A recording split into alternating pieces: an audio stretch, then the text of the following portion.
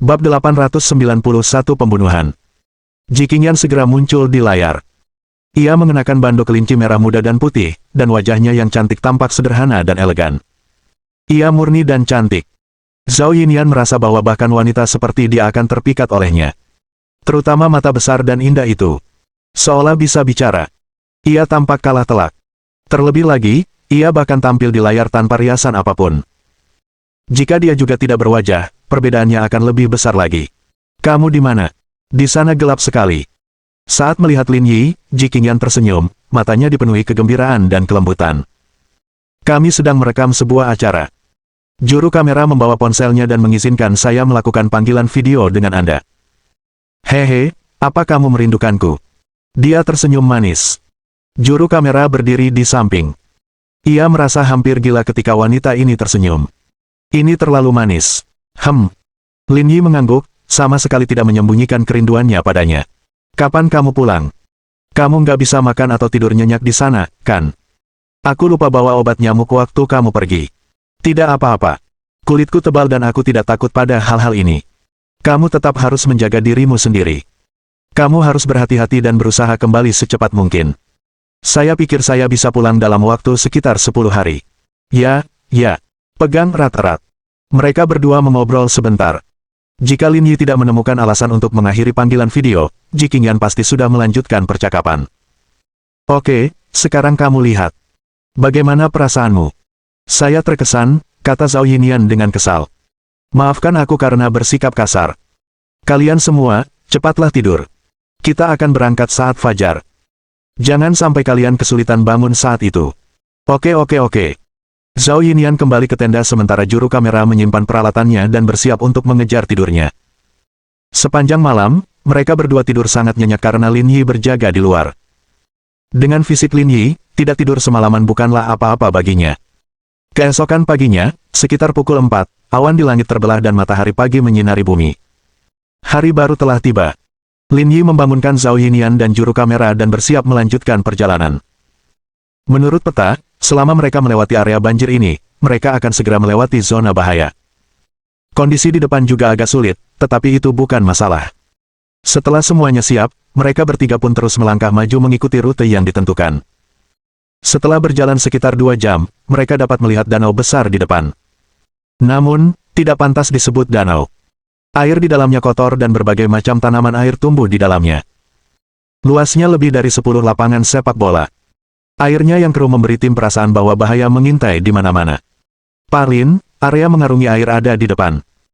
Kalau kita berhasil melewatinya, seharusnya kita sudah berhasil melewati sebagian besar bahaya, juru kamera mengingatkannya. Lin Yi mengangguk. Tidak perlu terjun langsung ke dalam bahaya.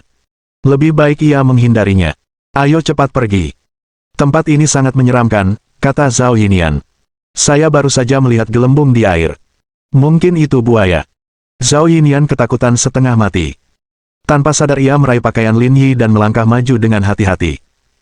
Mereka bertiga berjalan 100 meter ke tepi area mengarungi air. Jantung Zhao Yinyan dan sang juru kamera berdebar kencang. Saat mereka bepergian, mereka telah melihat buaya-buaya beristirahat di pantai. Menghadapi hal sebesar itu, bohong kalau bilang dia tidak takut. Namun, saat ini, tidak ada jalan keluar. Hati-hati, kita seharusnya tidak menghadapi masalah besar, bisik Lin Yi.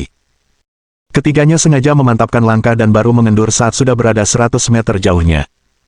Teriakan Zhao Yinyan memecah keheningan. Bahkan Lin Yi dan juru kamera pun terkejut. Apa yang telah terjadi?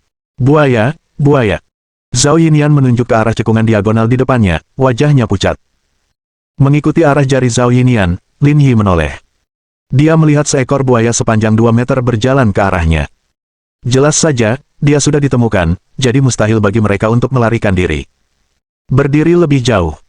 Lin Yi mengeluarkan belatinya dan mengamati dengan hati-hati makhluk besar yang merangkak ke arahnya. Pada saat yang sama, Lin Yi berjalan menuju buaya. Juru kamera juga mengarahkan kamera ke Lin Yi, bersiap untuk menangkap adegan ini. Yan Qi dan yang lainnya, yang berada jauh di tepi pantai, juga memperhatikan pemandangan ini. Tak terhitung pasang mata menatap layar, jantung mereka berdebar kencang. Sepengetahuan mereka, tak seorang pun pernah melakukan hal seperti itu. Namun, pada saat ini, Yan Qi melihatnya lebih jelas. Dia menyadari bahwa aura Lin Yi tampak lebih ganas daripada buaya yang mendekat perlahan. Buaya itu tidak berhenti, tetapi berhenti dan menatap Lin Yi dengan penuh nafsu. Tidak ada yang tahu kapan ia akan menyerang. Saat tiba-tiba menyerang, tidak seorang pun tahu apakah Lin Yi mampu menahannya. Dalam sekejap, buaya itu membuka mulutnya yang berdarah dan menerkam Lin Yi. Kecepatannya begitu cepat sehingga orang biasa tak mampu menangkapnya. Namun, bagi Lin Yi, ini bukan apa-apa. Dengan kemampuannya saat ini, ia dapat dengan mudah mendeteksi pergerakan buaya dan bereaksi terlebih dahulu. Dalam sekejap mata, Lin Yi menyerbu ke depan dan menekankan belati itu ke mulutnya yang berdarah. "Saudara Lin, hati-hati," seru Zhao Yinian. Namun, Lin Yi sedang tidak ingin berpikir terlalu banyak. Ia berbalik dan melompat ke punggung buaya, mencengkeram rahang atas dan bawahnya dengan kedua tangan. Dalam sekejap, ia mengerahkan kekuatan di dantiannya dan meraung, merobek rahang atas dan bawah buaya itu. Dia tercengang. Semua orang yang melihat pemandangan ini tercengang. Tidak seorang pun menyangka Lin Yi akan menggunakan cara seperti itu untuk menghadapi binatang buas itu. Apakah ini kekuatan yang seharusnya dimiliki manusia? Setelah berhasil, Lin Yi mengambil belati di tanah dan menusukkannya ke kepala krokodile. Awalnya, krokodile masih meronta, tetapi beberapa menit kemudian, ia berhenti berguling dan mati di tangan Lin Yi. Selesai. Lin Yi berdiri, terengah-engah. Awalnya ia mengira akan butuh usaha keras untuk menghadapi makhluk besar ini, tetapi ternyata tidak sesulit yang dibayangkannya. Alasannya karena ukurannya kecil. Kalau agak besar, dia bisa kelelahan. Di sisi lain, Zhao Yinian dan juru kamera menatap Lin Yi seolah-olah mereka ketakutan. Itu buaya. Bagaimana mungkin dia dibunuh dengan tangan kosong? Jika adegan ini disiarkan, rating pemirsa pasti akan meledak. Meskipun yang lain tampak santai, hanya Lin Yi yang tahu bahwa itu tidak mudah.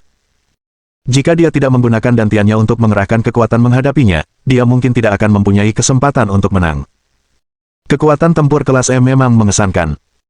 Tiba-tiba, Lin Yi secara naluriah mencium adanya bahaya dan tanpa sadar mempercepat langkahnya, bersiap untuk bersembunyi. Tiba-tiba, suara tembakan memecah keheningan. Dor! Peluru panas itu menembus hutan dan langsung menuju dada Lin Yi. Bab 892 Jangan tunda latihan. Peluru yang berterbangan itu mengenai tulang belikat Lin Yi. Terdengar erangan teredam. Darah segar mengalir dari lukanya. Lin Yi mencengkeram dadanya dan jatuh ke tanah. Namun, Lin Yi tidak berminat untuk mempedulikan luka-lukanya. Saat dia melihat ke arah suara tembakan, dia melihat dua bayangan hitam menghilang dari hutan. Akan tetapi, karena jarak mereka terlalu jauh dan mereka berdua pun menyamar, dia sama sekali tidak dapat melihat wajah mereka. "Kakak Lin." Melihat Lin Yi terluka, Zhao Yinian dan juru kamera bergegas berlari. "Jangan khawatir, aku tidak akan mati." Lin Yi menggertakkan giginya dengan susah payah, ekspresinya kesakitan. Jelas bahwa hidupnya tidak akan dalam bahaya. Saat tembakan dilepaskan, Lin Yi merasakan jejak bahaya dan mengubah arah dan posturnya. Karena alasan inilah peluru tidak mengenai dadanya, melainkan tulang belikatnya. Jika orang biasa, tentu mereka tidak akan sanggup menahan cedera seperti itu. Namun, kepadatan tulang Lin Yi telah diperkuat, meningkat menjadi 2 kali lipat dari orang normal. Ditambah dengan efek fisiknya yang sempurna, tubuh Lin Yi jauh melebihi orang biasa, jadi kerusakannya masih dapat diterima. Sialan! Dengung-dengung-dengung. Terdengar gemuruh dahsyat di langit. Sebuah helikopter putih mendarat dan sebuah tangga jatuh ke udara. 2 paramedis segera turun. Pada saat yang sama, ada 2 orang berseragam militer Sunrise Land di samping pintu helikopter.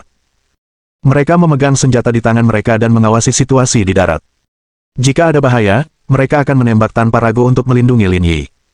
"Jangan bergerak. Kami akan memeriksa lukamu sekarang," kata kedua paramedis Huaxian itu. "Pelurunya tidak masuk. Pelurunya terhalang oleh tulang belikatku." Lin Yi menggertakkan giginya. "Bantu aku mendisinfeksinya dan mencabutnya dengan pinset. Bukan masalah besar."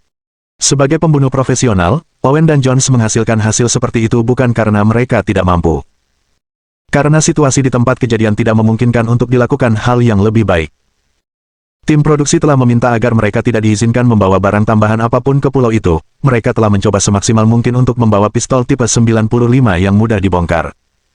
Karena kekuatan senjata ini relatif lemah, Lin Yi mampu menangkisnya dengan cukup baik. Jika itu Desert Eagle, Lin Yi mungkin akan hancur berkeping-keping. Kedua paramedis itu memotong pakaian Lin Yi.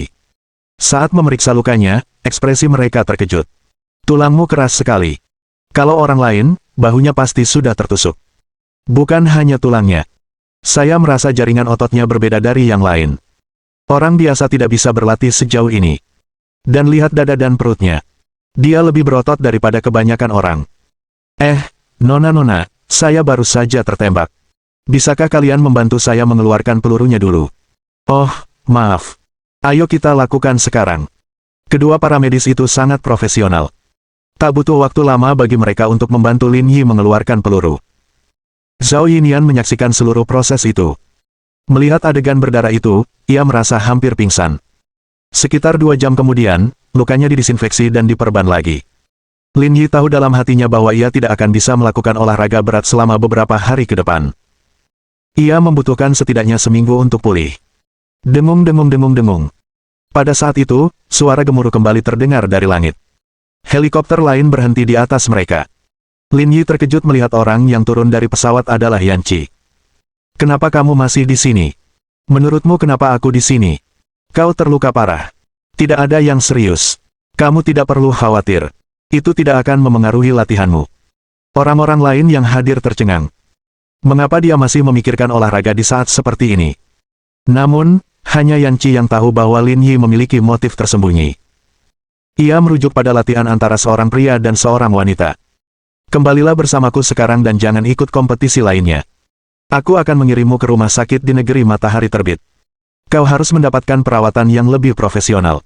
Aku bukan remaja. Tak perlu memanjakanku, kata Lin Yi.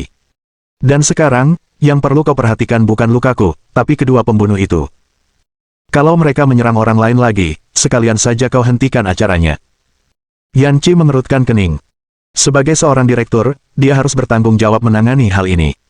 Kau pernah bertanya padaku sebelumnya apakah ada orang luar yang mendarat di pulau itu? Maksudmu ini?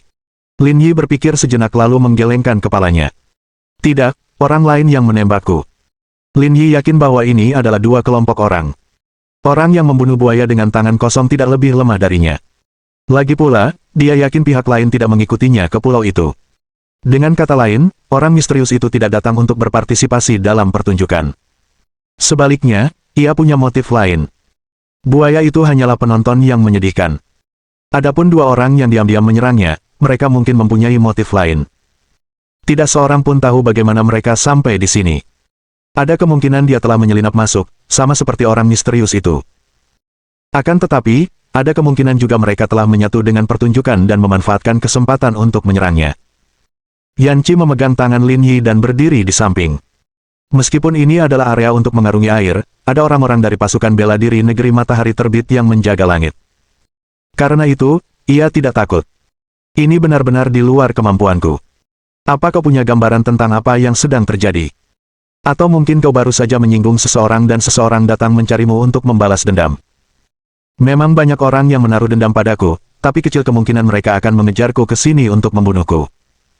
Membunuh seseorang dengan pisau benar-benar berbeda dengan membunuhnya dengan pistol. Di antara musuh-musuhnya, tidak ada seorang pun selain Kaya Mitsui yang memiliki kemampuan melakukan ini. Namun, setelah memikirkannya, Lin Yi merasa itu bukan dirinya. Karena hubungan antara keduanya sangat bernuansa, dia tidak sabar untuk menjalin koneksi dengannya dan memperoleh apa yang disebut hasil penelitian. Oleh karena itu, dari sudut pandang manapun, kecil kemungkinan dialah yang melakukan hal ini. Terlebih lagi, pelaku telah memilih tempat ini untuk menyerang. Di tengah perjalanan, ia juga berhasil membunuh seekor buaya dengan relatif mudah. Dari titik ini, jelas bahwa pihak lain adalah veteran berpengalaman. Namun, selain Kaya Mitsui, siapa lagi di antara musuh-musuhnya yang memiliki kemampuan seperti itu? Setelah berpikir sejenak, Lin Yi menatap Yan Qi dan bertanya. Menurut dugaanku, orang yang menyerangku mungkin menyamar dan mengikuti tim produksi ke pulau itu untuk menyerangku saat aku sedang bersantai. Tapi kami melakukan pemeriksaan ketat terhadap semua orang yang naik kapal. Orang-orang ini sangat biasa-biasa saja dan tidak memiliki catatan kriminal yang buruk. Secara logika, seharusnya tidak ada masalah seperti ini dalam hal personel. Yan Qi tiba-tiba berhenti di tengah kalimat. Lin Yi menyadari ada sesuatu yang salah, dan ekspresinya menjadi serius. Ada apa? Apa kamu memikirkan sesuatu? Bab 893 Gunung Yunjian yang aneh. Setelah beberapa detik terdiam, Yan Qi berkata, apakah kamu masih ingat ketika kita sedang berbicara di telepon, kita menyadari bahwa 2 orang asing hilang? Aku ingat. Kami masih belum menemukan kedua orang itu. Mungkinkah mereka pelakunya? Dalam situasi ini, semua orang curiga, kata Lin Yi. Apakah kamu punya informasi tentang mereka berdua? Tanya Lin Yi. Salah satunya Owen. Dia dari Tanzania dan bekerja sebagai kasir supermarket. Yang satunya lagi Jones. Dia dari Los Angeles dan bekerja sebagai sopir truk. Mereka berdua orang biasa yang hidup dengan kartu kredit. Tidak ada yang salah dengan mereka. Lin Yi mengangguk dan berpikir sejenak. Jangan beritahu siapapun tentang ini dulu. Kalau kamu lihat mereka, jangan terlalu gelisah. Aku akan mengurus semuanya begitu aku kembali. Dengan kondisimu saat ini, kau tidak bisa lagi mengikuti program selanjutnya. Kalau lukamu terinfeksi, akan menimbulkan masalah besar. Cepat kembali bersamaku. Lin Yi mencoba menggerakkan bahunya dan berkata, cedera ini tidak serius. Kamu tidak perlu repot-repot. Ini luka tembak. Berbeda dengan luka lainnya. Saya harus mengirim Anda kembali untuk perawatan lebih lanjut. Kompetisi ini sangat penting bagi saya, jadi saya tidak bisa berhenti di tengah jalan. Sambil berkata demikian, Lin Yi menepuk-nepuk debu di tubuhnya. Kau bisa kembali dulu. Aku tahu apa yang kulakukan. Bagaimanapun, aku tidak mungkin mundur. Melihat pria di sampingnya, Yan Qi mengerutkan kening. Aku tidak tahu harus berbuat apa denganmu. Mereka berdua berbalik dan kembali. Yan Qi berkata kepada yang lain. Tinggalkan obatnya untuk mereka. Lanjutkan mencatat apa yang terjadi selanjutnya. Baiklah, kembalilah dan bantu aku, kata Lin Yi. Ada seseorang bernama Chen Bingqiang yang tersimpan di ponselku. Kirimkan dia informasi tentang kedua orang asing itu dan minta dia untuk membantu memeriksa mereka. Mengerti. Setelah memberikan instruksi, Yan Qi menarik Lin Yi dan mengusiknya cukup lama sebelum kembali ke helikopter dan pergi dengan cemas. Yang lainnya tidak ada hubungannya dengan Lin Yi, jadi mereka tidak berkomentar apa-apa. Mereka langsung naik helikopter dan pergi satu persatu. Namun, demi keselamatan Lin Yi, Yan Qi diam-diam mengatur agar petugas keamanan mengikutinya dan yang lainnya untuk mencegah hal seperti itu terjadi lagi. Pada titik ini, hanya Lin Yi dan dua orang lainnya yang tersisa di area itu. Namun, ketakutan di hati Zhao Yinian dan juru kamera belum hilang sepenuhnya. Mereka berdua orang biasa. Ini pertama kalinya mereka melihat penembakan terjadi di depan mata mereka. Rasanya seperti mereka sedang berakting di film. Butuh waktu lama bagi mereka untuk terbiasa. Saudara Lin, apa yang harus kita lakukan selanjutnya? Zhao Yinian bertanya dengan lembut. Terus maju, kata Lin Yi. Aku belum bisa menggerakkan lengan ini untuk sementara. Tapi lengannya tidak lumpuh, jadi tidak akan menghambat kita. Baiklah. Kali ini, langkah Lin Yi jauh lebih cepat. Ia hanya butuh 10 jam untuk berjalan keluar dari area mengarungi air. Bagi Zhao Yinian dan juru kamera, mereka seolah baru saja lolos dari kematian. Selama dia berhati-hati, mereka seharusnya tidak menemui masalah apapun selama sisa perjalanan. Selama 10 hari berikutnya, perjalanan mereka sangat tidak menarik. Selain bepergian, mereka hanya berhenti untuk makan. Meskipun Zhao Yining dan juru kamera hampir tidak bisa mengimbangi kecepatan Lin Yi, mereka berdua tetap bertahan. Selama periode ini, cedera Lin Yi sebagian besar sudah pulih. Selama ia tidak melakukan olahraga berat, tidak akan ada masalah besar. Selain meninggalkan bekas luka yang tidak terlihat, tidak ada efek samping lainnya. Hal itu bukan saja tidak memengaruhi daya tariknya, tetapi juga menambahkan sedikit kesan maskulin pada karakternya. Selain itu, ada kabar baik lainnya. Dua orang asing yang ia curigai telah kembali ke pantai dan bertemu dengan Yan Qi dan yang lainnya. Namun, menurut deskripsi Yan Qi, mereka berdua tidak berbeda dengan orang biasa. Sulit untuk menghubungkan mereka dengan percobaan pembunuhan itu. Lin Yi tidak banyak bicara tentang ini. Ia hanya mengingatkan Yan Qi untuk tidak membuat musuh waspada dan mengulur waktu mereka berdua sebisa mungkin sebelum hasil investigasi keluar. Mengenai masalah yang tersisa, dia akan mengurusnya sekembalinya dia. Setelah perjalanan sehari semalam, mereka bertiga tiba di kaki gunung. Lin Yi memegang dokumen itu di tangannya dan meliriknya. Gunung berapi ini disebut Gunung Yunjian. Tingginya sekitar 800 meter dan tidak dianggap besar. Satu-satunya kesulitannya adalah jalannya curam dan sangat sulit untuk didaki.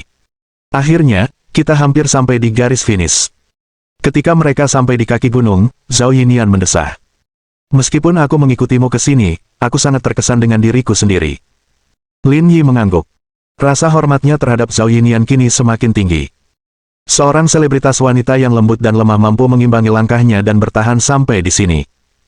Pria biasa tak akan mampu mengimbanginya. Dengan kepribadiannya yang ulet, ia mampu mengharumkan nama bangsa di dunia hiburan pada masa mendatang.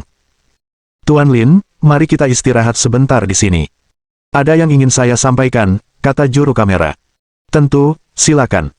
Sekarang Anda sudah di sini, pekerjaan saya hampir selesai, kata juru kamera. Nanti kalau kita naik gunung, aku akan mengikutimu sebentar. Nanti kalau sudah waktunya, aku serahkan tugasnya ke tim fotografi udara.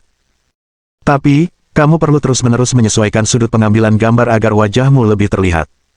Baiklah, aku mengerti. Lin Yi tersenyum. Waktunya istirahat. Gunung Yunjian sangat curam dan tidak mudah untuk didaki. Meski begitu, Lin Yi merasa itu seharusnya tidak menjadi masalah baginya.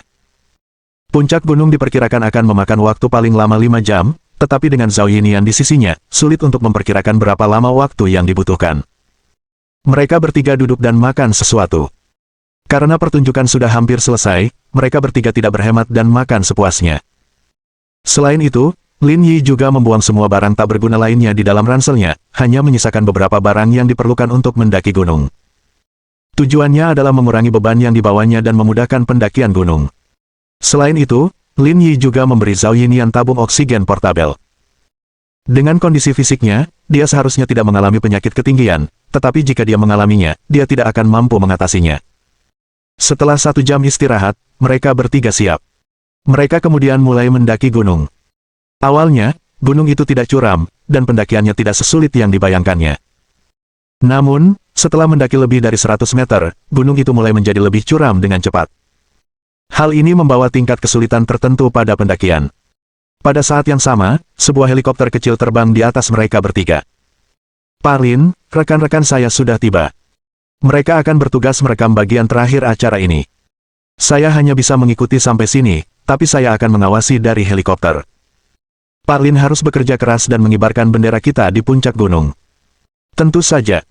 Sebelum berpisah, Lin Yi dan Zhao Yinian memeluk fotografer dan melanjutkan pendakian gunung.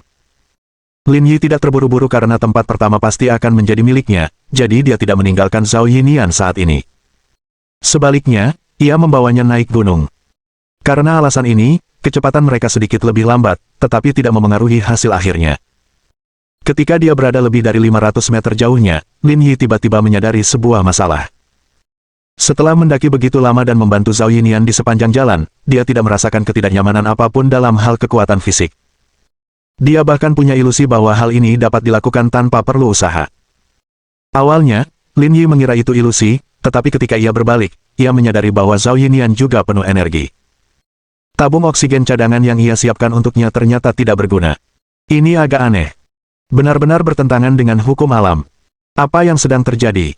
Bab 894 Pria Misterius Berbaju Hitam. Bagaimana perasaanmu? Lin Yi berhenti dan bertanya pada Zhao Yinian. Tidak apa-apa. Aku masih bisa melanjutkan, kata Zhao Yinian. Tapi kurasa aku tidak bisa bertahan lebih lama lagi. Kakiku agak pegal. Ada tanjakan landai di depan. Bolehkah aku beristirahat di sana sebentar? Lin Yi menatap ke depan. Lereng itu sekitar 20 meter di depannya. Ayo, kita istirahat dulu. 10 menit kemudian, mereka berdua tiba di lereng yang landai. Zhao Yinian duduk di tanah dan mulai menggosok-gosok betisnya, berharap itu akan meredakan rasa sesaknya. Ia tidak ingin menyeret Lin Yi jatuh. Ada tanda-tanda kekurangan oksigen. Kurasa tidak, kata Zhao Yinian. Tapi aneh. Aku merasa ini agak sulit dipercaya. Awalnya aku ingin kau yang pertama naik sementara aku perlahan mendaki gunung di belakangmu. Lumayan juga kalau aku dapat posisi kedua, tapi aku tidak menyangka bisa benar-benar menyamaimu. Lin Yi melihat sekeliling. Tempat ini agak aneh. Menurut dugaanku, kandungan oksigen di sini sedikit lebih tinggi daripada tempat lain, menyebabkan jantung dan paru-paru kita menjadi lebih kuat. Kalau begitu, akan lebih mudah mendaki gunungnya. Kurasa 300 meter sisanya tidak akan jadi masalah besar untuk ditaklukkan. Lin Yi mengangguk dan mengeluarkan beberapa makanan untuk mengisi kembali tenaganya sebelum melanjutkan mendaki gunung. Dibandingkan dengan jalur sebelumnya, kesulitan beberapa ratus meter berikutnya meningkat secara eksponensial. Mereka harus menggunakan tangan mereka untuk terus memanjat ke depan. Fisik Lin Yi berbeda dari orang biasa, jadi ini tidak berarti apa-apa baginya. Namun, bagi Zhao Yinian, itu merupakan tantangan besar. Lin Yi mengambil tali dan menghubungkan mereka berdua. Kemudian, mereka berangkat menuju puncak gunung. 3 jam berlalu, dan mereka berdua sudah sangat dekat dengan puncak gunung. Rasanya mereka hanya berjarak belasan meter.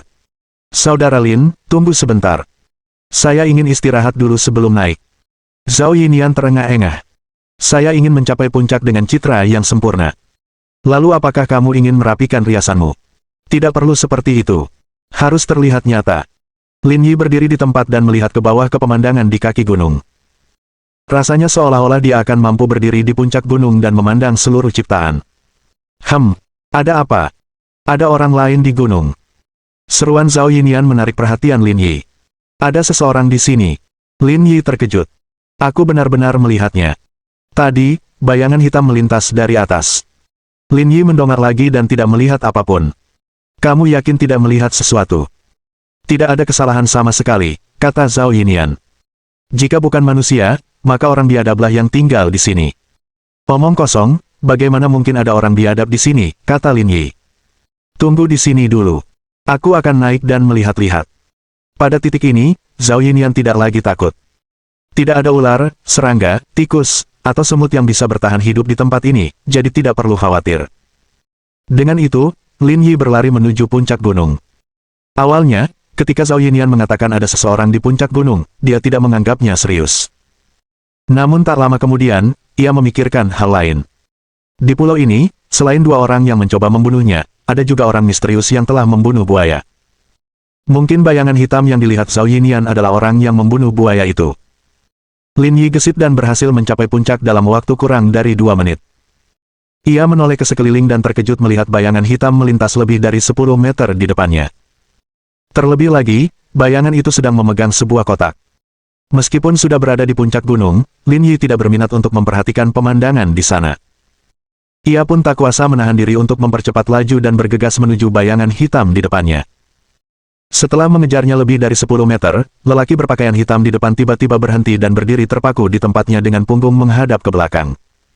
Lin Yi pun sama. Ia berhenti dan menatap pria berbaju hitam itu. Pihak lainnya mengenakan sweater hitam dan celana hitam. Kepalanya ditutupi topi yang melindungi kepalanya rapat-rapat. Bahkan tangannya ditutupi sarung tangan sehingga tidak ada yang terungkap. Lin Yi bersikap hati-hati, tidak berani melakukan gerakan besar apapun.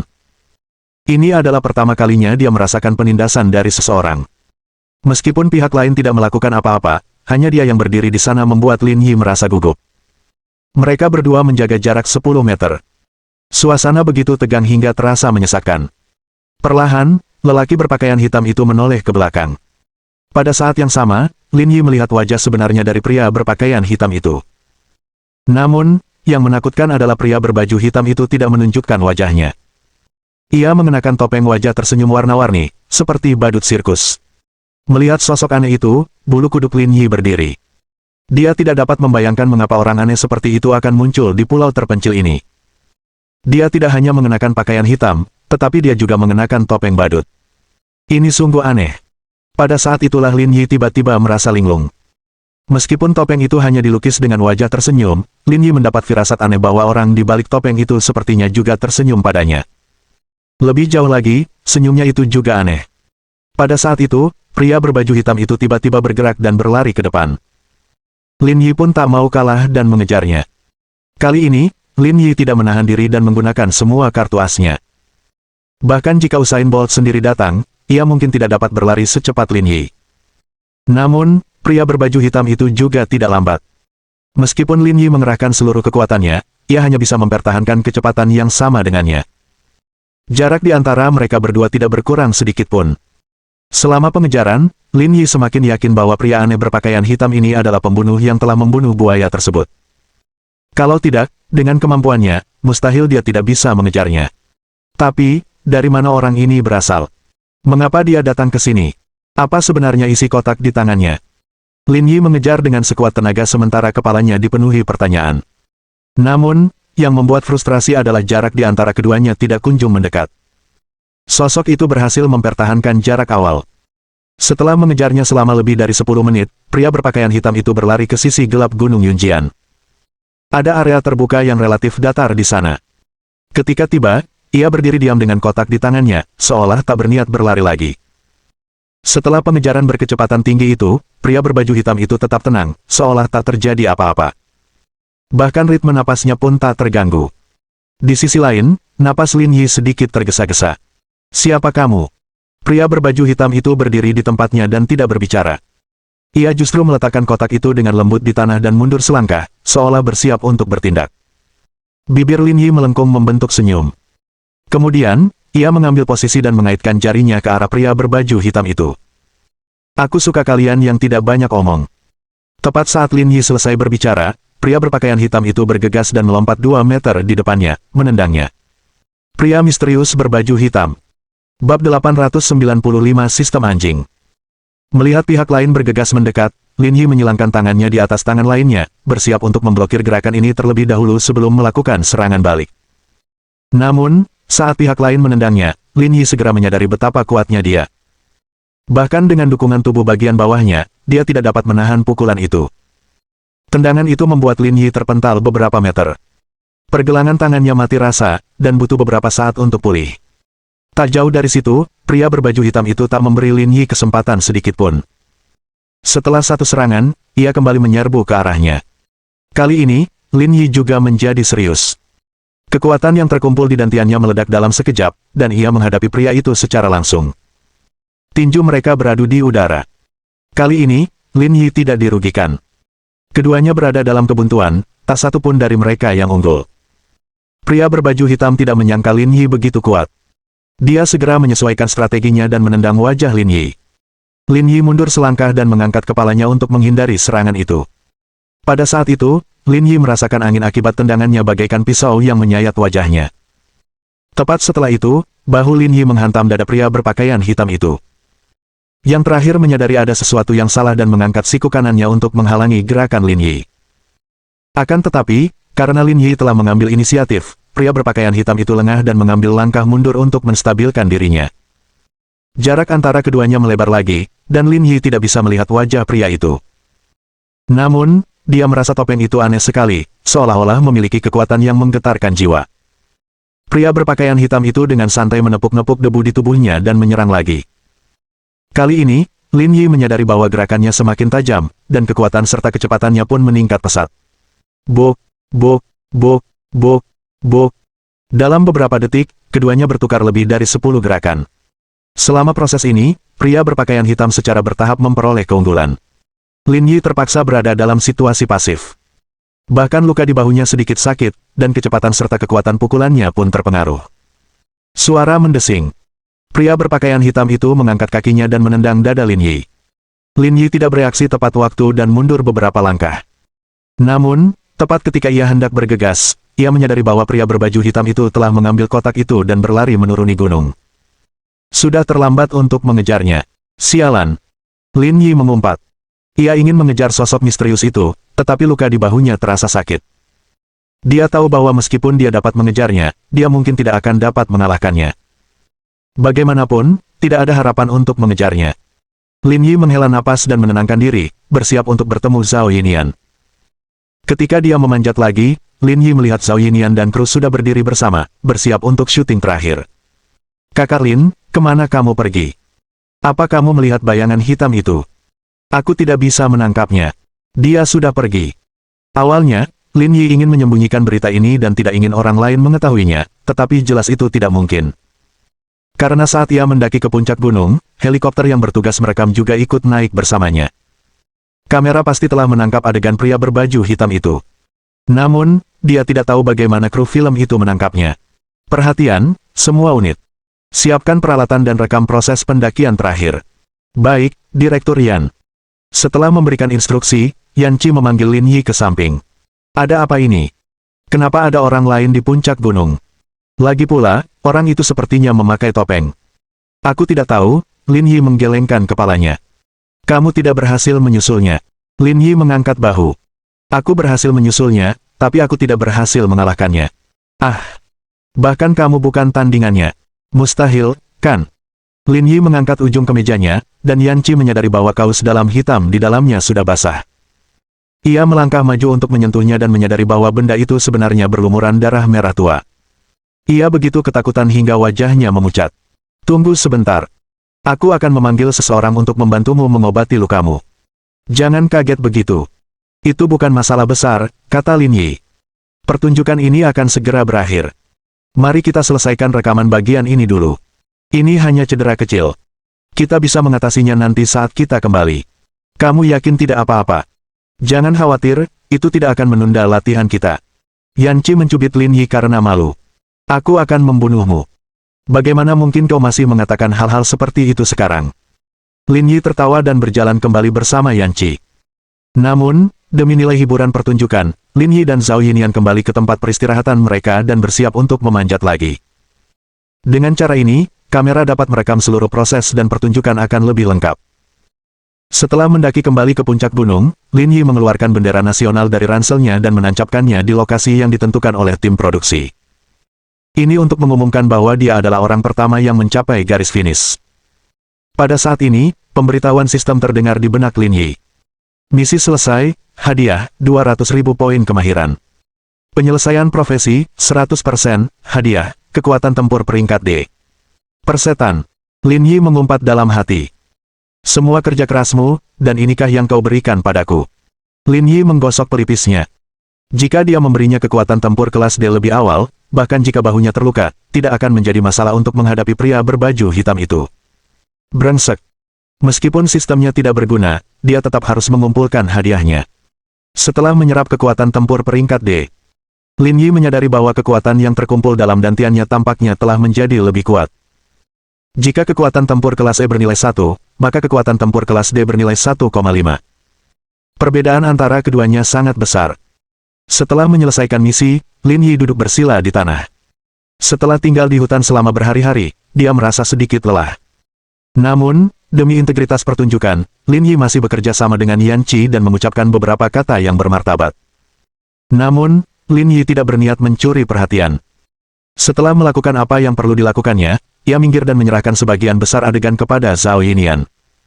Dia berada di industri hiburan dan lebih membutuhkan eksposur semacam ini daripada dia. Baginya, lebih baik bersikap rendah hati. Saat rekaman acara berakhir, hari sudah senja.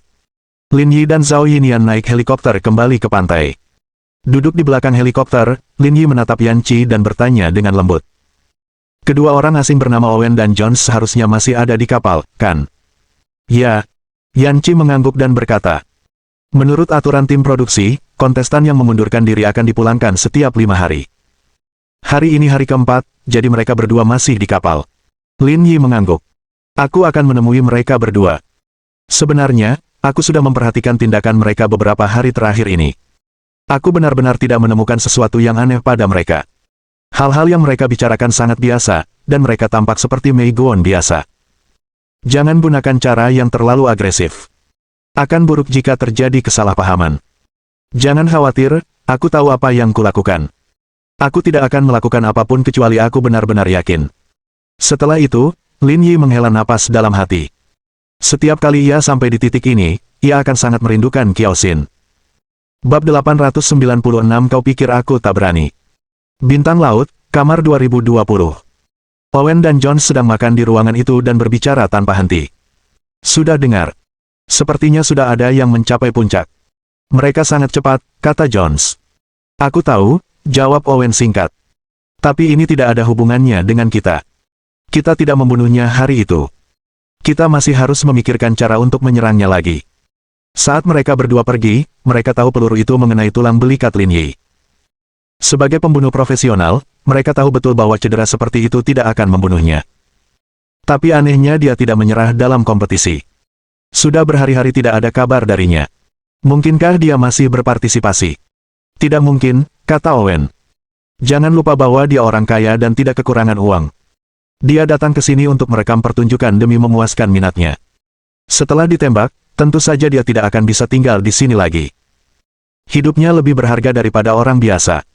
Dia tidak akan tinggal di sini dan terus mengambil risiko. Rencana kami selanjutnya adalah pergi ke Zonghai, kata Jones. Tapi kurasa akan butuh usaha keras untuk menyerangnya lain kali. Dia tidak akan memberi kita kesempatan bagus. Lagi pula, dia punya kemampuan membunuh buaya dengan tangan kosong. Sungguh luar biasa. Jika dia tidak berkuasa, nyawanya tidak akan bernilai 2 juta dolar, kata Owen. Kita tinggal sehari lagi saja. Kita akan bertindak saat kembali ke Zonghai besok. Akhirnya aku bisa melakukan sesuatu yang besar. Di tempat seperti ini, rasanya merepotkan untuk melakukan apapun. Kalau aku menggunakan teman lamaku, bahkan jika aku mengenai tulang belikatnya, dia pasti sudah mati. Owen mengangguk tanpa komitmen. Kita sudah punya informasinya. Mari kita rumuskan langkah selanjutnya dari rencana ini dan coba selesaikan kontrak ini secepat mungkin. Mendesis. Mendesis. Retakan. Ketika mereka berdua berbicara, terdengar suara listrik berderak, lalu suara kunci pintu dibuka. Ekspresi mereka tiba-tiba membeku, dan mata mereka dipenuhi keterkejutan. Ini kamar mereka. Tanpa kartu kunci, orang luar tidak bisa masuk sama sekali. Meski begitu, keduanya segera mendapatkan kembali ketenangannya. Sebagai pembunuh profesional, seni penyamaran adalah mata kuliah wajib bagi mereka. Namun, ketika mereka melihat orang yang datang, ekspresi mereka sungguh terkejut. Karena orang yang masuk adalah Lin Yi. Melihat Lin Yi, mereka berdua berpura-pura terkejut dan bingung. Baru beberapa hari, dan kau bahkan tidak mengenaliku. Lin Yi tersenyum. Saat kau menembakku, ingatanmu sepertinya tidak seburuk itu. Hah. Ekspresi Owen dilebih-lebihkan. Pak, saya tidak mengerti apa yang Anda bicarakan. Lagi pula, ini kamar saya. Kenapa Anda tiba-tiba menerobos masuk? Melakukan itu melanggar hukum. Suara mendesing. Lin Yi mengangkat kakinya dan menendang dada Owen. Yang terakhir tidak dapat bereaksi tepat waktu. Tubuhnya terpental, dan meja kopi di belakangnya hancur berkeping-keping. Apa yang sedang kamu lakukan? Jones meraung, matanya tampak bermusuhan dan defensif. Saya sudah menyelidiki latar belakang Anda, kata Lin Yi. Kamu pembunuh bayaran terkenal di web gelap, jadi berhentilah berpura-pura. Itu cukup membosankan. Ekspresi mereka berubah. Tak seorang pun menyangka Lin Yi akan menyelidiki semua hal ini begitu mereka bertemu. Aku tidak tahu apa yang kau bicarakan. Aku hanya kasir biasa. Aku bukan pembunuh. Jangan asal menuduh kami. Aku selalu melakukan segala sesuatunya dengan metodis. Aku tidak pernah melakukan apapun yang tidak kupercaya. Karena aku di sini, aku sudah menyelidiki segala sesuatu tentangmu dengan jelas. Berpura-pura tidak ada gunanya. Kau tidak punya pilihan. Bekerja samalah denganku, kata Lin Yi. Sekarang, lebih baik kau beritahu aku siapa yang mengirimmu. Jangan membuatku terus membuang-buang napas. Keduanya saling berpandangan dan merasakan aura mengerikan dari pria di depan mereka. Pada titik ini, tidak ada lagi alasan untuk terus bersembunyi. Tatapan matanya sudah menunjukkan segalanya. Apapun yang mereka katakan, ia tak goyah. Mata Owen bergerak cepat ke sana kemari, mencoba mencari ide baru. Hal terpenting sekarang adalah memikirkan cara untuk menyingkirkannya dan melarikan diri dari sini. Sambil memikirkan hal ini, Owen menangkupkan kedua tangannya di belakang punggung dan memberi isyarat kecil kepada Jones. Yang terakhir mengerti dan diam-diam pindah ke sisi sofa. Namun, tindakan kecil ini tak luput dari perhatian Lin Yi. Ia langsung menerjang Jones dan menendangnya. Ada pistol tersembunyi di sofa, kan? Simpan saja trik-trik kecilmu. Aku sudah di sini. Apa menurutmu aku akan memberimu kesempatan? Apa yang sedang kamu coba lakukan? Jones memegangi dadanya, merasa seolah-olah tulang-tulangnya remuk. Katakan padaku siapa yang mengirimmu. Aku tidak bisa memberitahumu itu. Berhenti saja. Kenapa kalian bertingkah seperti ninja Sunrise Landese? Kenapa kalian semua begitu keras kepala? Tanya Lin Yi. Atau apakah kau pikir aku tidak berani menyerangmu lagi? Kami Meiguon, kata Owen. Kalau terjadi apa-apa pada kami, kalian juga akan mendapat masalah. Tidak mungkin seorang pengusaha seperti Anda bisa bertahan hidup jika reputasi Anda hancur. Lin Yi menatap mereka berdua sambil tersenyum. Kalau kau bilang begitu, berarti kau tidak mengenalku dengan baik. Sejujurnya, aku sudah membunuh beberapa orang asing sepertimu. Bukankah aku masih hidup dan sehat sekarang? Dengan itu, Lin Yi mengangkat bahu. Aku tahu kalian tidak akan percaya, tapi tidak masalah. Kebetulan ada dua orang di sini, jadi aku bisa mendemonstrasikannya pada salah satu dari kalian. Begitu dia selesai berbicara, Lin Yi meraih pakaian Jones dan berjalan ke jendela, lalu membukanya. Apa yang kau lakukan? Lepaskan aku. Jones meronta keras. Setinggi apapun dia seperti anak ayam di depan Lin Yi. Tak ada ruang untuk melawan. Kamu sudah diambang kematian, tapi kamu masih mau bertindak sombong. Tangan Lin Yi mendarat di leher Jones, dan Jones langsung pingsan. Angin laut bertiup dari luar. Lin Yi tidak membuang waktu dan melemparkan Jones ke laut. Owen, yang terduduk lumpuh di tanah, tercengang. Kapal Starfish telah berlabuh di laut, 1 mil laut dari pantai. Jones pasti tidak akan selamat jika ia dilempar seperti ini. Apakah dia benar-benar bos perusahaan? Dia terlalu berani. Bahkan pembunuh profesional seperti dia tidak menggunakan metode kejam seperti itu. Lin Yi menyilangkan kaki dan duduk di sofa. Lalu, ia mengeluarkan pisau bedah yang dibawanya. Sejujurnya, bintang laut ini milikku, jadi apapun yang terjadi, tak seorang pun akan datang ke sini. Kau sangat sial. Sekalipun kau ingin mati, aku tak akan membiarkanmu mati secepat itu kecuali kau bersedia menyerahkan dalang di balik rencana ini. Bab 897 Masalah Tumbuh Kembang. Kamu, apa yang akan kamu lakukan padaku? Aku lupa memberitahumu. Dulu aku seorang ahli jantung di rumah sakit. Aku mahir dalam banyak teknik bedah.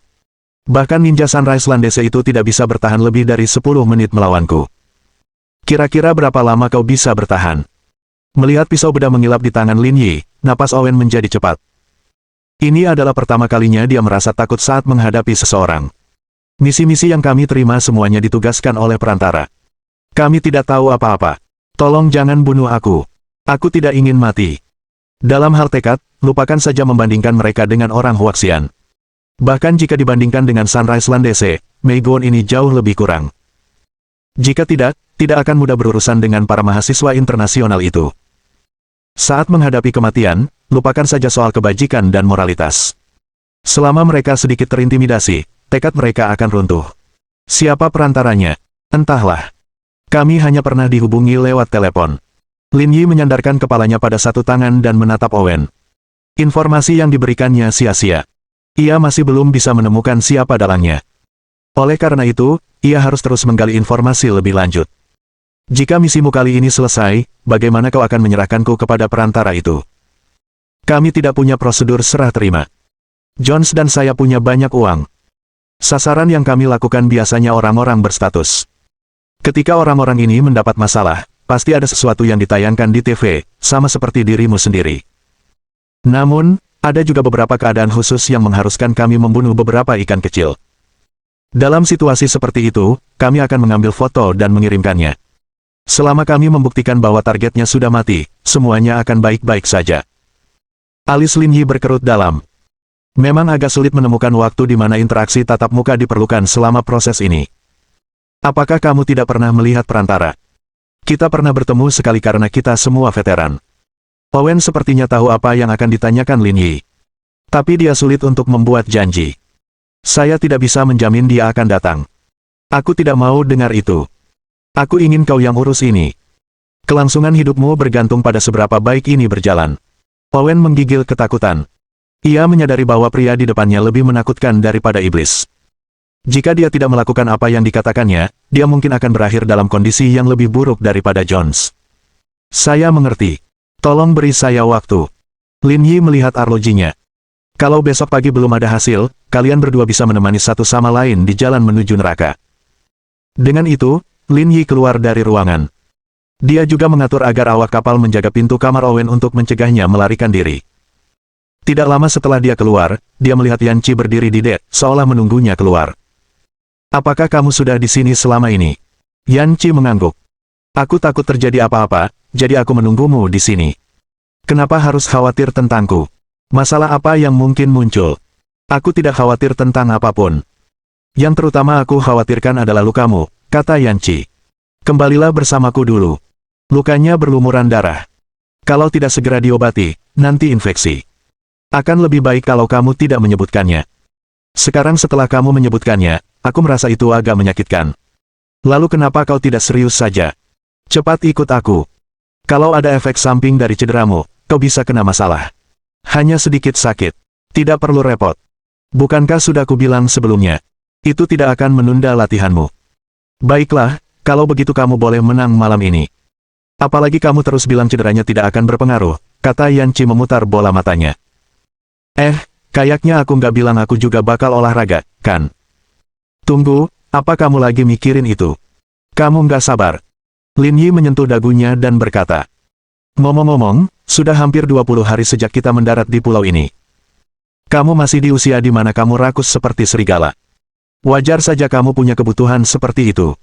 Aku mungkin akan mencekikmu. Yan Qi meletakkan tangannya di pinggang Lin Yi dan mencubitnya tanpa ampun. Cepat ikut aku. Seseorang bisa datang kapan saja. Tentu saja. Ketika mereka sampai di kamar, Yan Qi mengeluarkan kotak P3K dan membantu Lin Yi membersihkan lukanya.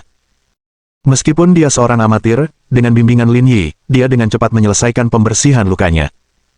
Oh iya, ada sesuatu yang lupa kukatakan padamu, kata Lin Yi. Beritahu tim produksi untuk tidak menyebarkan berita tentang pria berbaju hitam itu. Jangan biarkan pria berbaju hitam itu muncul di acara itu juga. Aku akan memberitahu mereka. Yan Qi tidak tahu apa yang terjadi, tetapi Lin Yi telah mengatakannya. Jadi, dia akan melakukan saja apa yang dikatakannya. Setelah menyelesaikan urusannya, Lin Yi bangkit dan pergi ke kamar mandi untuk membersihkan diri. Yang terjadi selanjutnya adalah malam penuh gairah lainnya. Sama seperti saat-saat lainnya, ketika Lin Yi terbangun, Yan Qi tidak lagi di sisinya. Lin Yi sedikit terkesan dengan Yan Qi. Meskipun begadang dan mengaku lelah, dia mampu bangun setelah tidur hanya 2 atau 3 jam dan sepenuhnya bersemangat untuk bekerja. Dengan semangat, energi, dan jiwanya, tidaklah cukup untuk menggambarkannya sebagai serigala, harimau, atau bahkan jaguar. Memikirkan hal ini, Lin Yi tiba-tiba menyadari sebuah masalah. Dalam 3-5 tahun lagi, wanita di sekitarnya akan mencapai usia 30 tahun. Lin Yi tidak yakin apakah dia bisa menangani semuanya. Ini yang disebut masalah saat tumbuh dewasa. Setelah itu, Lin Yi bangkit, mengenakan pakaiannya, dan pergi ke kamar mandi untuk mencuci muka. Lalu, pergi menemui Owen. Mendorong pintu hingga terbuka, Lin Yi melihat Owen duduk rapi di sofa dengan kepala setengah tertunduk. Ekspresinya muram, dan sepertinya ia sudah kehabisan tenaga. Apakah sudah selesai? Kami akan bertemu di Zonghai, Huaxia. Zonghai. Tempat pertemuan ini mengejutkan Lin Yi. Agak tidak biasa bahwa mereka mengatur pertemuan tepat di depan pintu rumahnya. Saya menjelaskan situasi di sini kepadanya. Saya katakan bahwa pembunuhan itu tidak berhasil dan saya akan melanjutkannya ketika Anda kembali ke Zonghai, kata Owen. Lalu saya katakan kepadanya bahwa identitas Anda sangat istimewa dan akan sangat sulit untuk menyelesaikan pekerjaan di Zonghai. Saya memintanya untuk membantu dan menyusun rencana. Ketika saatnya tiba, saya akan memberinya sebagian dari komisi tersebut. Dia setuju karena kecintaannya pada uang. Sebagai perantara, kau harus selalu bersikap misterius. Ceritamu sepertinya terlalu mudah, kata Lin Yi.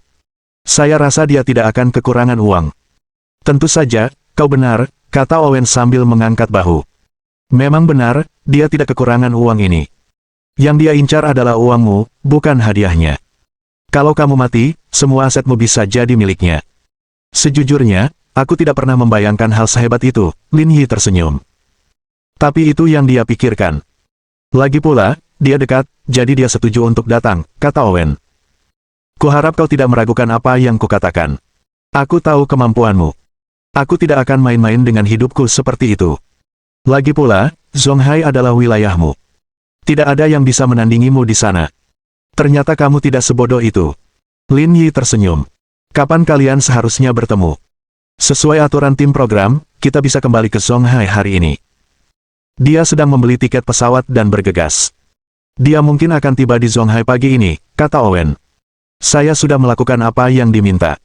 Sisanya bisa Anda urus. Lin Yi meregangkan badan dengan malas. Bereskan barang-barangmu dan kembalilah bersamaku nanti. Kamu harus berakting bersamaku malam ini. Bab 898 Bos Besar muncul. Owen mengangguk, lalu mengumpulkan barang-barang yang relatif berbahaya. Setelah semuanya beres, Lin Yi menyapa Yan Qi dan naik helikopter bersama Owen. Mereka pertama-tama tiba di Sunrise Land, lalu naik pesawat kembali ke Zonghai. Ketika mereka mendarat di bandara, waktu sudah lewat pukul 10 malam. Mereka berdua berkendara ke sebuah villa di pinggiran kota. Menurut Owen, disinilah pihak lainnya tinggal sementara di Zonghai. Owen menemukan kunci yang tersembunyi di taman dan memasuki villa. Interior villa didekorasi dengan gaya abad pertengahan, membuatnya tampak semewah istana. Selain itu, seseorang akan membersihkannya secara teratur, sehingga bagian dalamnya tampak sangat bersih. Lin Yi tidak berminat untuk memperhatikan hal ini, dia duduk di sofa dengan acuh tak acuh. Sebelumnya, melalui Liang Jinming, dia sudah mengetahui kapan pesawat akan mendarat. Butuh waktu sekitar 1 jam bagi pihak lainnya untuk tiba. Apakah kamu yakin ingin melakukan ini, kata Owen. Kamu nampak gugup. Ya, jawab Owen terus terang, tidak menyembunyikan apapun. Kamu tidak terlihat seperti seorang pengecut. Aku juga tidak ingin terlihat seperti ini, tapi Qin memang mengerikan. Kalau tidak, dia tidak akan mampu mengalahkan begitu banyak pembunuh bayaran terkenal. Pasti sudah ada yang menggantikannya sejak lama. Seberapa kuat dia? Dulu dia marinir elit. Saya bukan tandingannya. Meski begitu, saya tidak yakin dia punya kemampuan membunuh buaya dengan tangan kosong, kata Owen. Jika kau tidak bisa menghadapinya, kita berdua akan mati pada akhirnya. Lin Yi tersenyum. Kamu tidak begitu percaya padaku. Dibandingkan denganmu, menurutku dia bahkan lebih mengerikan. Lagi pula, membunuh orang adalah hal biasa baginya.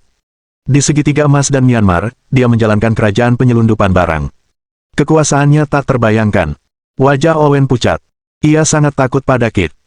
Dan kali ini, dia datang ke Huaxia bukan hanya untuk berurusan denganmu, tapi juga untuk mengurus urusanku sendiri.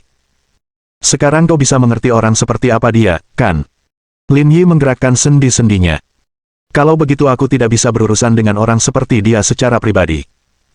Sebagai warga negara yang baik, aku seharusnya diserahkan ke pengadilan. Owen terdiam. Apakah orang ini terlalu percaya diri?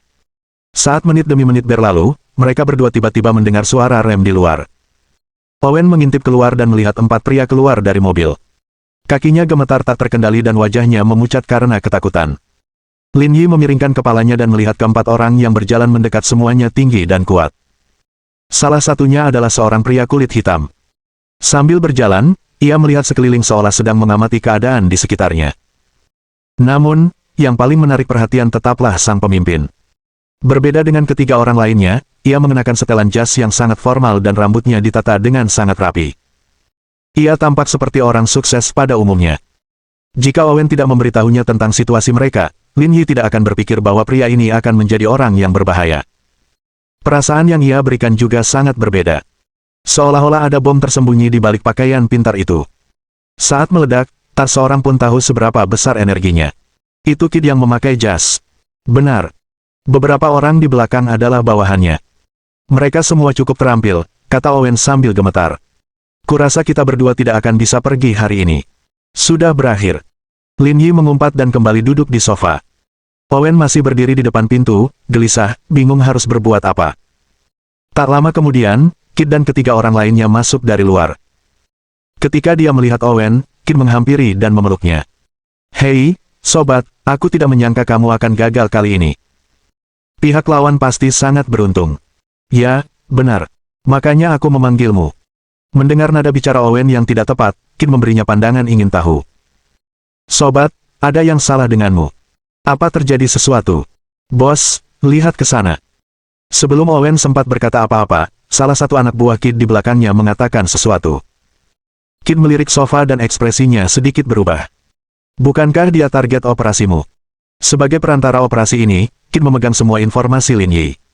Tentu saja, ia pernah melihat fotonya sebelumnya. Oleh karena itu, dia mengenalinya pada pandangan pertama. Tidak, benar. Itu dia. Kid mundur 2 langkah bersama anak buahnya, memberi jarak aman antara mereka dan Owen. Ada apa?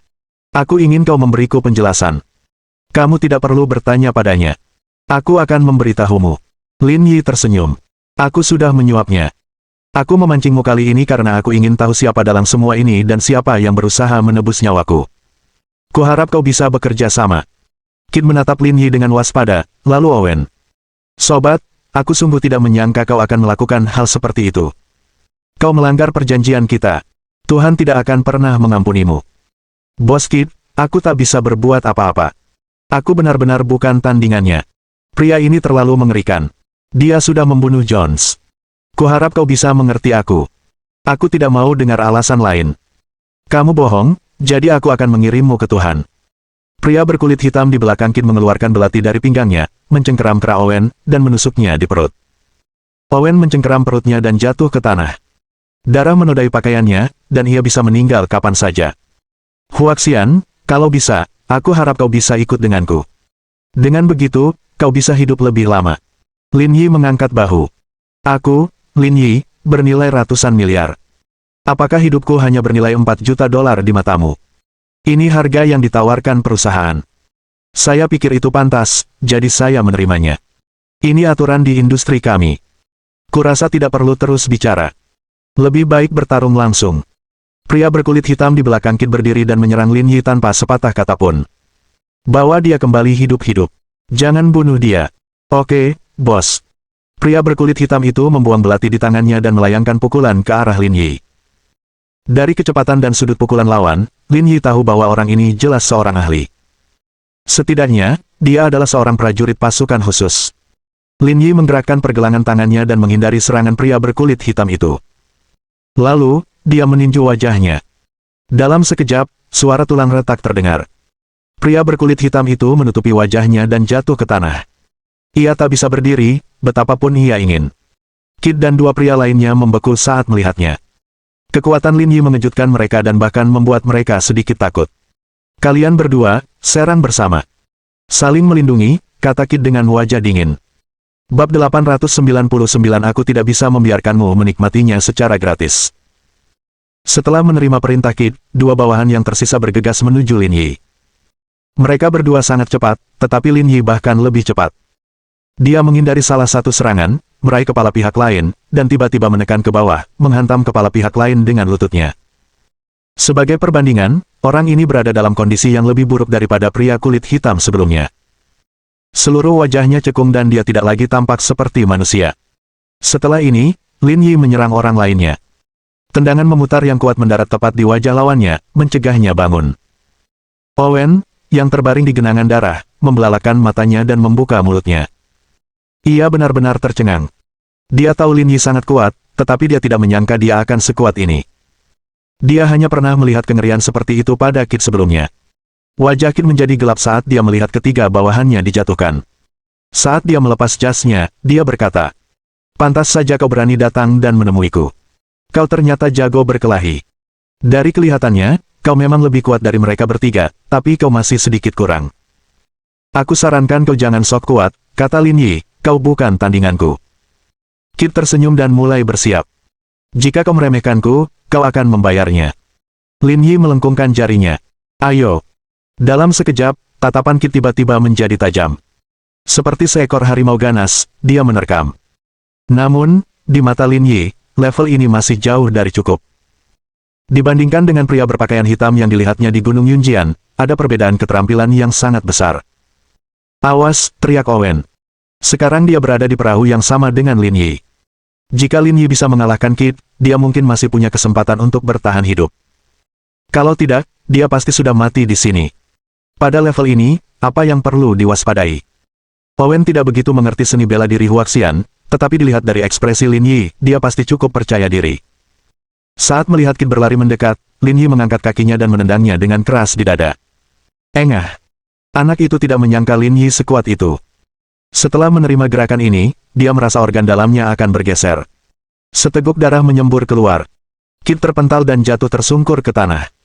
Tepat saat dia hendak berdiri dan mengeluarkan belatinya untuk melakukan serangan balik, dia tiba-tiba merasakan cahaya dingin menebas lehernya. Dia melihat pisau bedah yang tajam menusuk langsung ke tanah, kurang dari 1 sentimeter dari lehernya. Rasa dingin langsung menjalar ke seluruh tubuhnya. Apa pria ini aneh? Ini kan lantai keramik. Lin Yi berjalan selangkah demi selangkah. "Kalau kamu pikir kamu orang yang bijaksana, katakan saja," kata Lin Yi. "Siapa yang memberimu misi ini?" "Pria yang menghubungi saya bernama Kolos. Dia pengawal dan sopir Andy Grove." "Andy Grove?" Lin Yi bergumam. Nama itu terdengar familiar, tapi dia tidak ingat di mana dia pernah mendengarnya sebelumnya. Dia CEO Intel. Seharusnya dia yang mengatur Kolos untuk melakukan ini. Suara mendesing. Lin Yi menghela napas lega. Kebenaran telah terungkap. Dia memegang teknologi chip 3.0 di tangannya, yang setara dengan mencekik Intel. Wajar saja jika mereka melakukan hal seperti itu karena putus asa. Aku sudah menceritakan semua yang kutahu. Bisakah kau melepaskanku sekarang? Kenapa kamu mau pergi? Kamu pikir ini rumahmu? Kamu pikir kamu bisa pergi begitu saja karena kamu mau? Anak, ini memang rumahku. Aku bahkan punya sertifikat hak milik. Tak lama kemudian, suara mobil polisi terdengar di luar villa. Ini karena Lin Yi telah memberitahu Chen Bingqiang untuk datang dan mengambil sisa makanan sebelum dia bergerak. Itu adalah waktu yang tepat bagi mereka untuk tiba. "Kepala Chen, bawa orang-orangmu masuk." "Tidak ada bahaya di dalam," teriak Lin Yi dari jendela.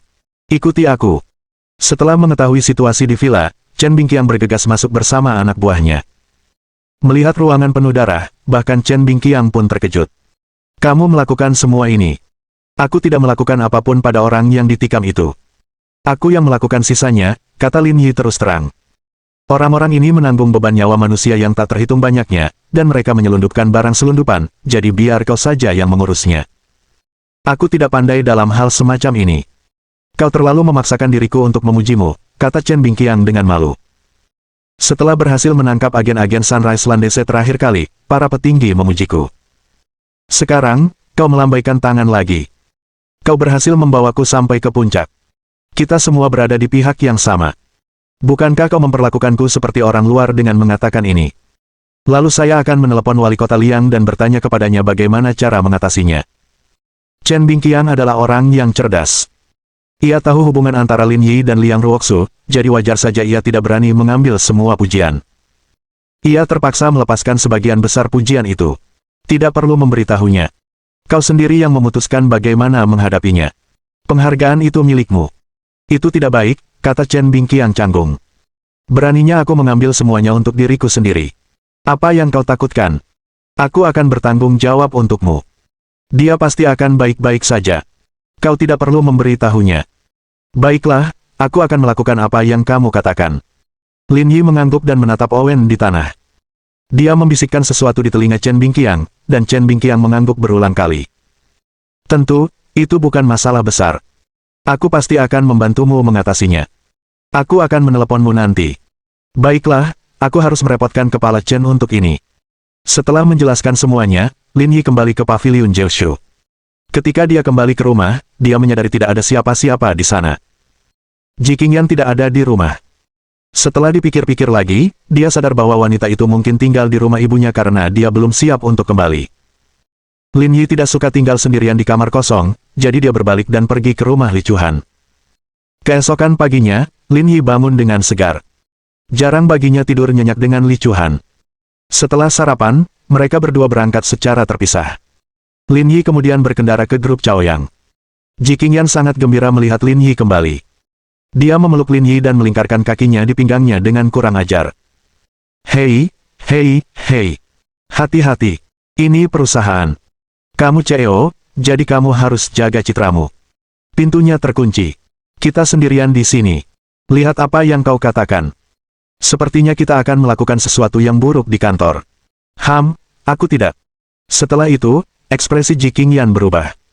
Kenapa bahumu miring begitu? Pasti sangat tidak nyaman. Tidak apa-apa. Pasti ada yang salah. Aku harus melihatnya. Ji Qingyan membuka jaket Lin Yi dan bahkan mengangkat kaosnya. Wajahnya langsung memucat. Ada apa? Kenapa bahumu diperban? Ini acara bertahan hidup di alam liar. Aku terluka saat operasi, jadi aku membalutnya. Aku baik-baik saja. Jangan ribut. Kamu benar-benar baik-baik saja. Coba aku lihat apakah lukanya serius. Jangan khawatir, ini sama sekali tidak serius. Bukankah aku kembali dengan selamat? Baiklah, aku akan melihatnya saat aku sampai di rumah. Itu tidak akan berhasil. Aku tidak bisa membiarkanmu bebas kecuali kita berdua bisa saling memandang. Baiklah, karena aku harus melihatnya.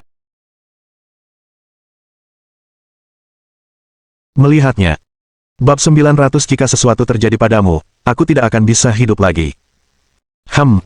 Kau benar-benar menyetujui permintaan itu. Kau bukan lagi Ji Qingyan yang polos dan murni seperti dulu. Kalau aku terlalu lama bersama orang sepertimu, aku pasti akan jadi najis. Harus kuakui itu. Lagi pula, tidak akan ada orang lain yang tahu. Bagus sekali. Kalau kamu tidak takut melihat, aku pun jadi lebih tenang, kata Lin Yi sambil tersenyum. Selain bahumu, apakah ada bagian tubuhmu yang terluka? Tanyanya dengan khawatir. Tidak juga, terutama di area-area khusus tertentu. Beberapa bagian masih sangat keras. Ayo. Kamu cuma tahu caranya jadi berandalan. Sebenarnya, cedera ini tidak sia-sia. Apapun yang terjadi, aku tetap juara pertama. Tidak masalah pangkat apa yang kamu dapatkan, yang penting kamu bisa kembali dengan selamat, kata Ji Qingyan. Tapi aku akan mengatakan ini untuk pertama dan terakhir kalinya. Kau tidak boleh lagi berpartisipasi dalam program berbahaya seperti itu. Tidak masalah. Mulai sekarang, saya akan mendengarkan arahan Nyonya Lin. Begitulah. Ji Qingyan menyisir rambutnya dengan jari. Nanti ada acara apa? Atau mau tinggal di sini bersamaku? Sebentar lagi tahun baru Imlek. Ada beberapa hal yang harus kuurus. Aku akan tinggal di sini sebentar sebelum kembali ke perusahaan. Urusan perusahaan lebih penting. Kamu tidak perlu ikut aku ke sini. Kalau ada apa-apa, kita bisa bicara di rumah saja malam ini. Kalau begitu aku akan pergi. Mua. Setelah menghabiskan beberapa waktu di kantor bersama Ji Qingyan, Lin Yi meninggalkan Chaoyang Group dan pergi ke perusahaannya sendiri, Ling Yun Group. Presiden Lin, Anda kembali. Melihat Lin Yi masuk, Qixian Zhao berdiri untuk menyambutnya. Tidak perlu menuangkan air untukku, kita bukan orang luar. Lin Yi melambaikan tangannya. Bagaimana kabar perusahaan selama saya pergi, apakah ada sesuatu yang terjadi? Semuanya cukup stabil, terutama Tonghua Electronics. Mereka sudah bersiap mengirimkan ponselnya, tetapi nama ponselnya belum dikonfirmasi. Kita harus membuat keputusan. Itu masalah kecil, kata Lin Yi. Bagaimana situasi Longxin? Nilai sahamnya seharusnya masih sangat stabil, kan? Semuanya baik-baik saja. Harga sahamnya naik. Itu bagus. Saat dia pergi, Lin Yi paling khawatir pada Longxin. Tampaknya Intel menaruh perhatian penuh padanya. Kring kring kring. Saat itu, ponsel Lin Yi berdering.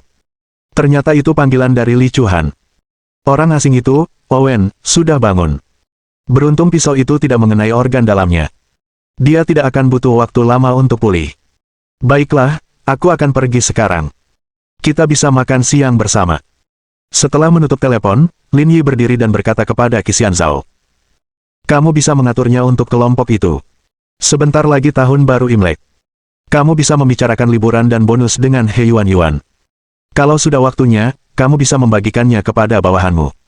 Terima kasih atas kepercayaan Anda, Presiden Lin. Lin Yi mengangguk dan hendak pergi ke rumah sakit Huasan untuk mencari Li Chuhan, tetapi dia menghentikan langkahnya saat membuka pintu. Kamu bisa membicarakan liburan dengan He Yuan, tapi kamu bisa memutuskan sendiri bonusnya. Yuan adalah seorang CFO. Kita harus memberitahu dia tentang bonusnya. Jika Anda membiarkannya memutuskan hal ini, dia bisa menggunakan uang di rekening perusahaan untuk bonusnya dan mengirimkannya ke rekeningnya sendiri. Demi ketenangan perusahaan dalam jangka panjang, sebaiknya berhati-hati dalam hal ini. Mengerti, Presiden Lin, kata Qixian Zhao, tidak tahu apakah harus tertawa atau menangis. Lin Yi meninggalkan kantor Qixian Zhao dan pergi ke rumah sakit Huasan. Ditemani Li Chuhan, mereka tiba di bangsal bedah dan menutup pintunya. Mereka menguncinya dari dalam karena tidak ingin orang luar masuk. Owen tidak terlalu terkejut melihat Lin Yi masuk. Kalau saja dia tidak mengaturnya secara diam-diam, tidak akan ada seorang pun yang mengirimnya ke sini. Sepertinya kau tahu aku akan datang. Lin Yi tersenyum saat melihat ekspresi tenang Owen. Saya sudah menebaknya. Baiklah, karena kamu sudah menebaknya, aku akan jujur, kata Lin Yi. Kau pasti sudah mendengar percakapanku dengan Kit kemarin. Berapa biaya yang harus kau keluarkan untuk membunuh Andy Grove? Apa? Kau memintaku membunuh Andy Grove? Kau tahu apa yang kau bicarakan? Kenapa tidak? Kenapa mereka bisa mencoba membunuhku, tapi aku tidak bisa melakukan hal yang sama padanya? Saat membahas topik ini, Lin Yi tidak menyembunyikan apapun dari Li Chuhan. Saat mereka beristirahat tadi malam, Lin Yi menceritakan semuanya tanpa menyembunyikan detail apapun.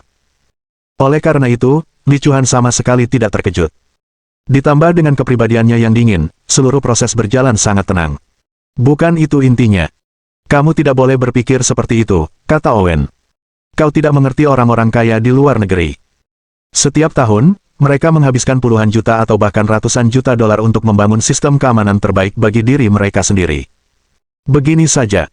Di levelnya, para pengawal di belakangnya jauh lebih kuat daripada aku. Mustahil bagiku untuk membunuhnya. Juga, jangan coba-coba menawarkan hadiah besar untuk nyawanya di web gelap. Saat kau merilis informasinya, informasi pribadimu mungkin akan bocor. Kau mungkin terbunuh bahkan sebelum kau melakukan apapun. Tanpa sadar, Li Chuhan menarik lengan baju Lin Yi. Telapak tangannya berkeringat karena gugup. Kalau begitu, itu tidak akan mudah. Lin Yi tersenyum. Saya khawatir saya harus melakukannya sendiri. Mendengar ini, Owen panik. Sebagai teman, aku ingin menasihatimu. Sebaiknya kau tidak melakukan hal bodoh. Aku tahu kau Taipan yang sangat terkenal di Zonghai, tapi kau belum mencapai level Intel. Kalau kau menyerangnya, kau akan mati. Kukira mereka akan segera tahu bahwa rencana ini gagal. Mereka bahkan mungkin akan mengirim lebih banyak pembunuh. Apa kau mau aku diam saja? Mau bagaimana lagi? Begitulah dunia bekerja. Ikan kecil akhirnya dimakan oleh ikan besar. Apa-apaan ini? Dia mencoba menembakku, Lin Yi. Kalau aku tidak melukainya parah, aku akan lebih rendah dari anjing baginya. Lin Yi mengumpat dan menatap Owen. Dan kamu, jangan kembali ke Meiguo lagi. Tinggallah di sini dan bekerja untukku. Apakah kamu yakin ingin menerimaku? Kebetulan, aku masih kekurangan seseorang untuk membantuku. Senang rasanya bisa tetap bersamamu. Terima kasih. Lin Yi tidak mengatakan apa-apa, hanya berbalik dan pergi bersama Li Chuan. Apakah mereka masih akan mencoba berurusan denganmu? Li Chuan bertanya dengan suara rendah, matanya dipenuhi konflik. Itu sudah pasti. Makanya aku akan menyelesaikan ini sebelum mereka melakukan apapun. Apa kamu yakin? Li Chuan menggenggam tangan Lin Yi erat-erat. Matanya jernih, bagai danau yang membentang di cakrawala. Saya seorang wanita, saya tidak terlalu cakap, saya tidak tahu bagaimana saya bisa membantu Anda. Tapi kalau terjadi sesuatu padamu, aku juga tidak akan bisa hidup. Mohon dukungan dari omom ante-ante sekalian, buat subscribe atau sharekan novel Mimin ke Facebook kalian, agar channel Mimin bisa terus berkembang. Dengan begitu, Mimin bisa lebih semangat untuk up novel seru lain ke depannya. Buat teman-teman yang sudah subscribe dan sharekan novel Mimin, Mimin ucapkan terima kasih sebanyak-banyaknya.